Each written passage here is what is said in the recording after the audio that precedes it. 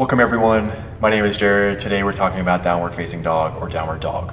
Downward dog is one of those common poses you'll see throughout a yoga class, hatha, vinyasa, really any style of class. You might not necessarily see it in a yin or restore type class. A great place to start for downward facing dog or downward dog is tabletop. So what that might look like is working towards stacking your shoulders over your wrist, hips over your knees. And typically what I try to do when transitioning into a downward facing dog is tucking the back toes, kind of getting them ready. And then from a tabletop, what it might look like is walking your hands forward, spreading your fingers wide. You want really strong engagement, pressing your hands down and forward into your mat, especially your index fingers and thumbs. And then on an exhale, lifting your hips up and then back. And then keeping that strong engagement with your hands pressing down and forward. During downward facing dog, really working on that strong hand engagement, spreading your fingers wide, energetically pressing down and forward into your mat.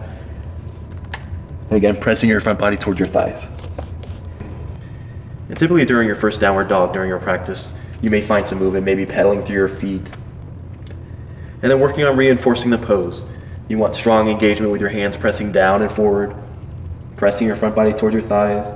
You can keep a gentle bend in your knees. One option that may support your hands, your wrists, and your shoulders during a downward dog are blocks. Similar to that tabletop here, tucking your back toes, and then lifting your hips up and back. And then maintaining that strong engagement with your hands pressing into the blocks. Downward dog is a great foundational pose to work through. Again, just kind of working on that strong hand engagement, lifting your hips up and back, and then maybe just practicing holding that pose and breathing, feeling your breath flow in that shape. Thanks y'all for your time. Take care.